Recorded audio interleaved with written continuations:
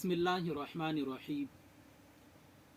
अंबिया व रसूल में हज़रत इब्राहीम अलैहिस्सलातु वस्सलाम, जिन्हें हर कोई तस्लीम करता है, ईसाई हो, यहूदी हो या मुसलमान हो, उनकी अज़मत पर सारे मुत्तफ़िक़ हैं।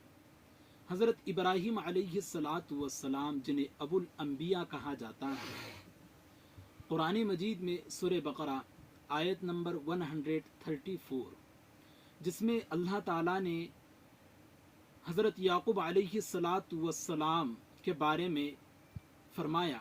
याक़ूब अलैहिस्सलातु वस्सलाम के जब मौत का वक्त करीब आया तो उन्होंने अपने बच्चों को जमा करके फरमाया कि तुम मेरे बाद किसकी परस्तिश करोगे, किसकी इबादत करोगे। तो बच्चों ने कहा कि हम एक अल्लाह की इबादत करेंगे और हम आपके और हज़रत इस्माइल अलैहिस्सलातु वस्सलाम, इसहाक़ अलैहिस्सलातु वस्सलाम और इब्राहीम अलैहिस्सलातु वस्सलाम के खुदा की इबादत करेंगे। तो याक़ूब अलैहिस्सलातु वस्सलाम को बच्चों ने इत्मीनान दिलाया।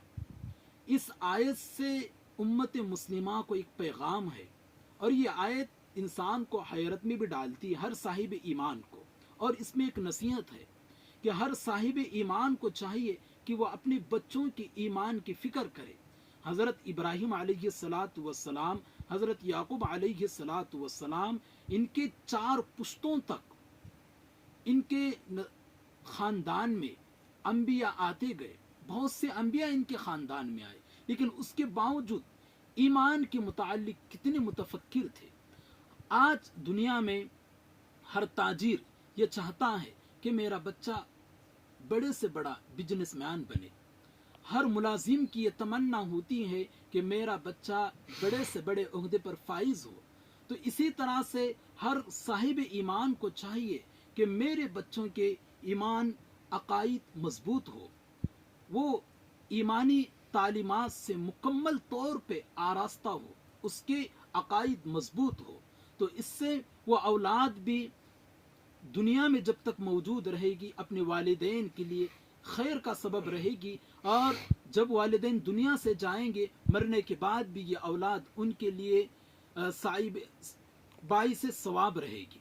लेकिन आज मौजूदा ज़माने में फितनों का ज़माना है। आज ईमान की फ़िक्र नहीं हो रही है, सारी चीज़ों की फ़िक्र करते हैं वालिदैन। तो यही वजह से आज हमारे बच्चे जो बड़े होकर अकाईद का मामला आता है तो कंप्रोमाइज़ करते हैं, या कोई और मामला आता है तो हम उसमें कंप्रोमाइज़ करते हैं। और बाज़ मरतबा तो यहाँ तक नौबत आ जाती है कि उनके जहन इस्लाम के मुताल्लिक़ शुकूक व शुबहात का मरकज़ बन जाती है, जिसका नतीजा ये निकलता है कि बच्चे कभी तो ईमान से चले जा रहे हैं या कभी तो इलाहाद तक पहुँच जा रहे हैं।